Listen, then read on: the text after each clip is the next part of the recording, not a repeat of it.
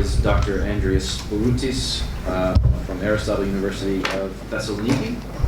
His paper is entitled Building Economic and Cultural Networks, the Oriental Railways Company. First of all, I would like to congratulate the Levantine Heritage Foundation for this conference and to consider me as a member from today. And also I would like to thank you for being here. Also I would like to thank the organizing committee for this invitation, and I hope it will be a fruitful conference. So it was 8th of May 1888 when the first train coming from Paris made its way to Thessaloniki's train station. Almost 30,000 people were expecting it, ready to celebrate and cheer. This was the astonishing entrance of the Oriental Railways in the city life of Thessaloniki. However, this new entry was not greeted in the same way by all. There were, of course, the ones who dreamed of a Europe-led transformation of the regressive Balkans.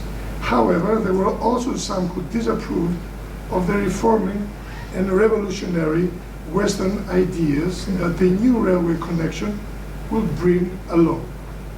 As mentioned in a Greek newspaper, I open quote, with regard to moral decadence, this fact, meaning the railway connection with Europe, could be grave, whereas direct and cheap transport will transfuse to the guts of our own society the bad sperm of social paralysis and degradation, which we euphemistically call European civilization. I close the quote. Furthermore, the cautious stance had an economic approach as well. Would the railway connection be beneficial for the local market, or would it be harmful? Nonetheless, the presence of the railways was a reality, and a new era for Salonika had already begun. The creation and finance of the Oriental Railways, for the Oriental Railways term, I will also use the initials CO, that goes for the French name of Chemin de Fer Oriental. So the creation and finance of the Oriental Railways was based on the new innovative forms of capitalism, stocks, therefore listed in 5 different stock markets, that is in Berlin, Frankfurt, Geneva, Zurich, and Basel. The railways all over the world were the new El Dorado, and everyone from serious to small investors or speculators were expecting high earnings, albeit many times this expectation ended in disaster. Although Baron Hirsch, the first investor of CO, wasn't an Austrian citizen, and the company initially was established in Paris, the creation of the railways followed the Austro-Hungarian policy of expansion in the Balkans with a well-known doctrine of Drag nach Osten. However, in 1912, the company was largely controlled by German capitals and was financed by the Deutsche Bank and by the Oriental Railways Bank that was based in Zurich. The latter was also controlled by Deutsche Bank. Therefore, the aim of this paper is to present the case of the Oriental Railways Company as a major factor in different but extremely important sectors of public life in the Ottoman Empire and in the Balkans in general, such as the economic, the educational, and the social sector. In terms of economy, the CO was the most influential investment in the Balkan territories, triggering a wave of economic activities and increasing the gross amount of commerce of the region.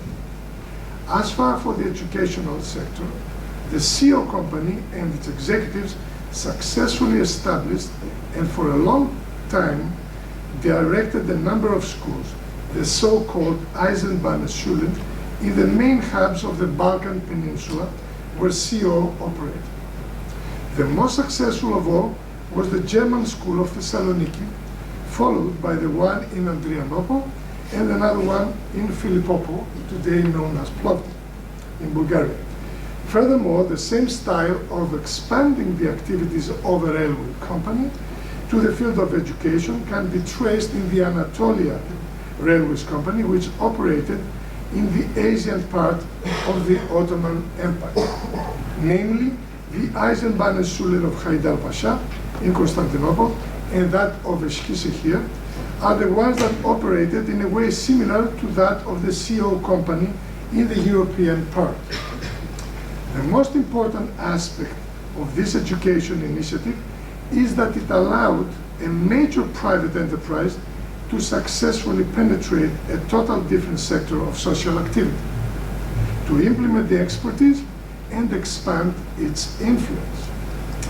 In the social sector, the presence of the CO brought about a new climate of social contacting and coexistence.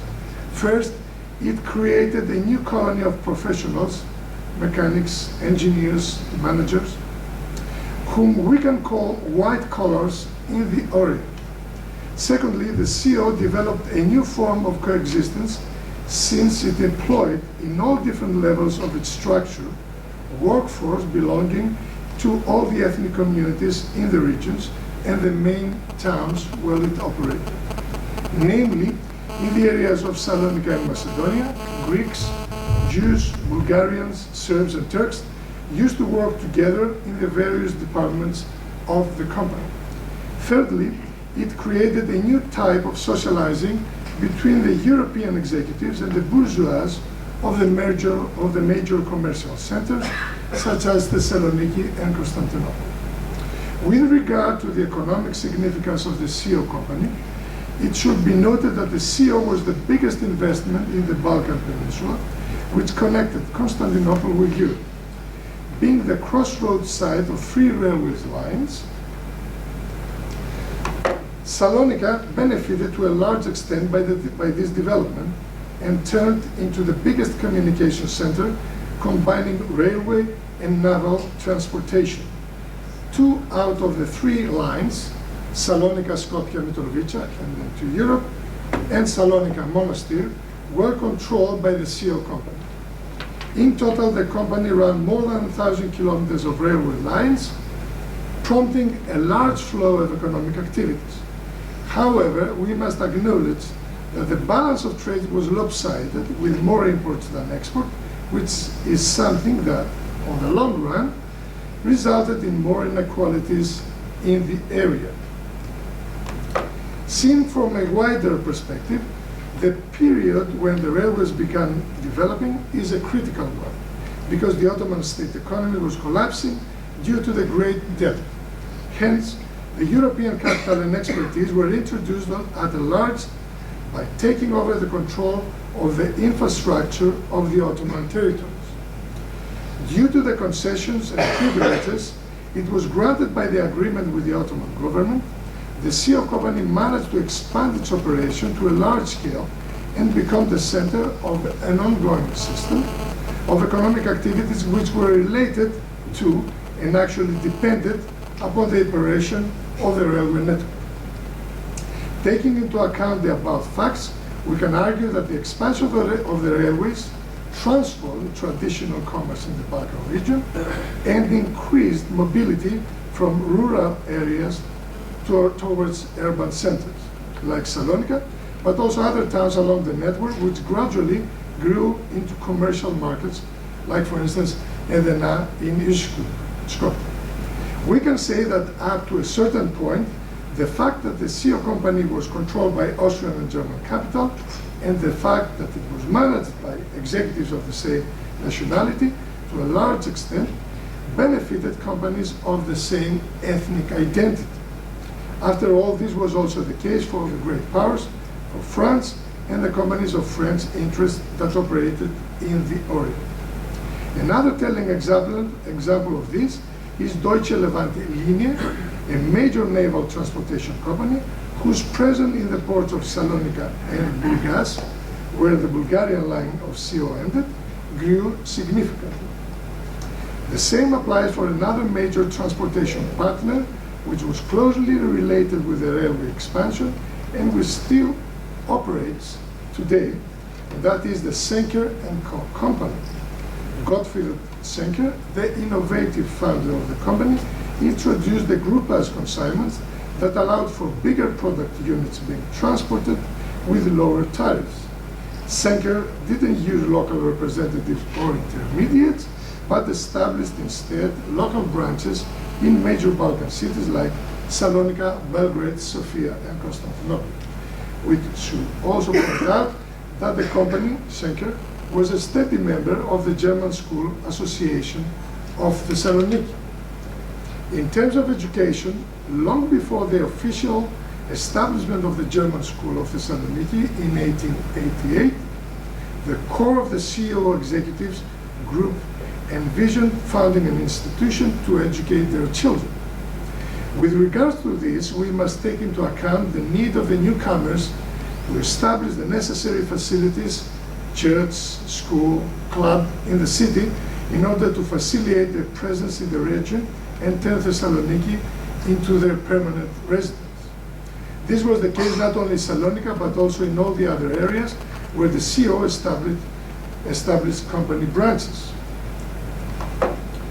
Originally, the school was founded to educate the children of the families employed by the CO, and mainly those who came from Austria and Germany. Soon enough, it became apparent that the school had to open up to the main communities of the city. The interesting curriculum that placed French as the primary teaching language taught along with German, and the reputation the German education system had with regard to the discipline demanded, made the school relatively famous and more students enrolled thereafter.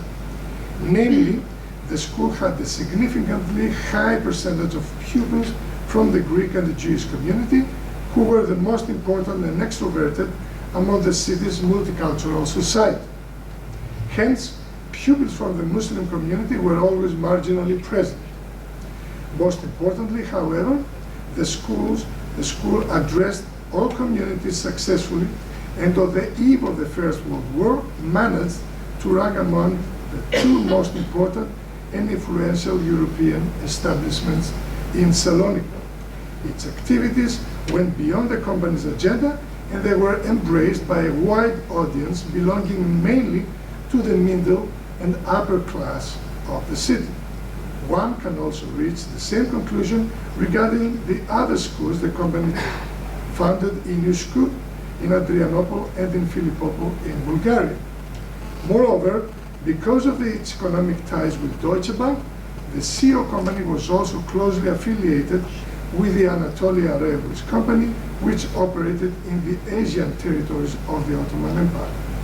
In a similar way to the schools of the Balkan Peninsula, the German School of Eskişehir was founded, as well as the one in Haydarpaşa, in the great train station which had been established in the Asian side of Constantinople. As we can see in the tables, the schools were a site of coexistence of the different communities. Mainly with regard to the school of Thessaloniki, it is obvious that the school was widely accepted. The most important, though, comment is that only 22% of the total number of students belonged to families employed by the CO company. The overwhelming majority of 78% didn't have any direct affiliation to the company. If we will see, it's obvious the importance of the spread among the main communities of Salonika and Thessaloniki. As also this is a comparative board table with Adrianople. The overwhelming majority of 78% didn't have any direct affiliation to the company. This is evidence of how successful the school was. One can therefore conclude that the Eisenbahn schools were successful in opening up to the communities of the cities where they had been established, and in extending the influence of the CO company to a broader audience and context without limiting themselves in the business sector. It is important to mention that prominent members of Thessaloniki's elite, like the Alatini and the Vera brothers, the Modiano family, Xenophon Peonidis and Alfred Mizrahi, were members of the Association of the German School of Thessaloniki. As for the social aspect, we must assess the activities of the railway schools within a wider perspective. First of all, the newcomers, that is CO executives, acted as the new Levantines, since they engaged in the city's life and prosperity. The truth is that when we speak of Levantines, we often think of families like the Abbots in Thessaloniki or the Baltagis in Smyrna. However, it comes as no surprise that the European white collars, such as the executives of the CO, will be regarded as the new Levantines of the late Ottoman period. Emanuel Steiner, the man whose life was closely linked with the operation of the CO in the Balkan, must be the best example for this claim. Starting in 1870 from the Dobrelin-Banja Luka CO line, Steiner moved to Thessaloniki in 1876. Unfortunately, no picture of him is survived, where he spent most of his life until his death in 1912. Steiner was of Austrian nationality, and he was the highest ranking executive in Thessaloniki and all of Macedonia, acting as the operations director of the CO. His activities attracted the interest of the media. He was the key person in founding the German school, and up to his dying day, he acted as the president of the board which directed the school and controlled its activities. Steiner's actions, such as the participation in the Deutsche Club, that was one of the most important clubs where the bourgeois of Salonika and people related to the German element socialized, were supported by most high-ranking executives of the CO. Despite the well-known economic rivalry of the great powers, which was encouraged or highlighted by their consuls, the bourgeois inhabitants of the city, of course the new Levantines, lived and prospered together regardless of their ethnic identity. One can recall the example of Emanuel Steiner's daughter, who married Dr. Alfieri, who was a prominent member of the Italian community and a member of the Patronage Association of the Italian schools of Thessaloniki. Thus, national identity was not a barrier for the new Levantines who acted in favor of the social ranking. This is a comparative table with Eskişehir School of Anatolian Railway. Although we can detect the importance of the CO in the economy of the Balkans, we must not underestimate the help it received by the same mechanism that controlled the economic and social improvement of the area. In 1908, when the great strikes broke out in Thessaloniki, following the rise of the working movement after the socialist Avraham Benaroya established the Federation, the Oriental Railways and their executives faced an enormous problem as strikes paralyzed the railway network. Confirming the close ties among the members of the elite of the city, it was the new mayor of Thessaloniki, Osman Adil Bey, a rich and extroverted Donme Mason, the son of the reformist old mayor Hamdi Bey, who intervened and helped Emanuel Steiner to solve the problem of the strikes. The actions of the mayor were in fact of a win-win concept scenario. Practically, that means that the prosperity of the city was based among the close relation and the activities of all important actors. By helping out Emanuel Steiner with the deadlock of the strike, Osman Adil Bey, who also secured his position as one of the important figures of Thessaloniki. To conclude, not only did the Ottoman Railways manage to become the most important enterprise in the Balkan Peninsula, but also to expand their influence within a broader context. With respect to the economy, the company managed to set up an extensive commercial network in the Balkans, establishing at the same time strongholds in towns like Adrianople and Philippopo, and effectively connecting the railway commerce with the naval one, as in the case of Thessaloniki, which eventually became an important Levant port. Social-wise, Oriental Railways thus helped new Levantines, like its executives in Thessaloniki, mingle with the rising bourgeois and those who were eager to participate in the city's improvement and extroverted image, like the Donmes and the upper class members of the Jewish and Greek community. In terms of education, the CO enhanced, of course, the influence of the German culture, but acted in accordance with private economic criteria that is more like an international educational institution rather than a German one. Especially in the case of Thessaloniki, the school's reputation exceeded the boundaries of the company and merged the middle and upper class society of the city. Thus, the number of students not related with the employees of the CO was much greater than in the past. The top executives of the Oriental Railways, like the operations director Emanuel Steiner, living and prospering in the Orient for many years, acted like new Levantines, linking their faith with the prosperity of their new hometown. However, if we need to find just one word that would clearly define the significance of the Oriental Railways in terms of economic perspective, in terms of social perspective, and of course in terms of education, then we must use the one word that characterizes the capitalistic system as an entity.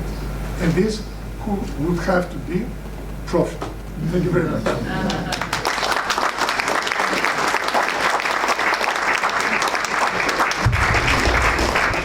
Well, we're a little behind schedule, but I'll open up the floor to any questions anyone might have for anyone in our panel.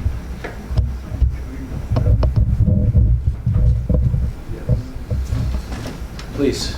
Okay, I've got a question for Andreas, which is how, when the region, Thessalonica, became part of Greece, did this cause any kind of problem for the operation of this company? How did it negotiate the transition? Should we gather the questions? No, you go ahead. Yeah.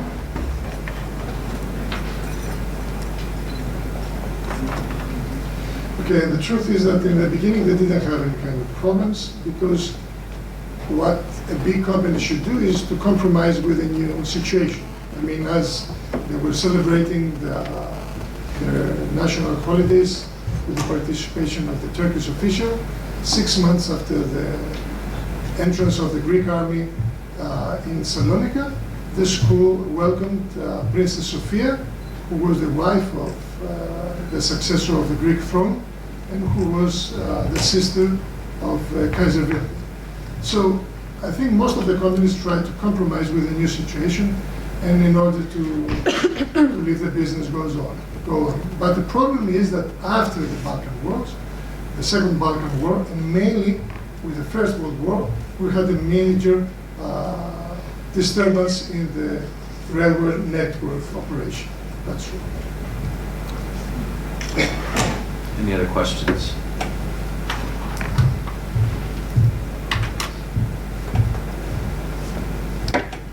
May I have a question? Yeah, please. Andreas, please. I was wondering, do you have an idea who owned the shares of this company? Like, because they were public issue shares. Do you have an idea of their share distribution? No, but the point is that most of the stockholders lost their money after the interruption of the operation of the company because of the World War. So some of them, they were, because they were many shareholders, some of them they were bought from Austrian capitals originally, or from the Bulgarian government. But since the Second Balkan War and the First World War, it was nearly a collapse of the stock market and the stocks of the Oriental Railways company. Because also the bank of the Oriental Railways in Zurich faced the same financial problems. Okay, well, I think that's about all we have time for. Please join me in thanking the panel for their presentations today.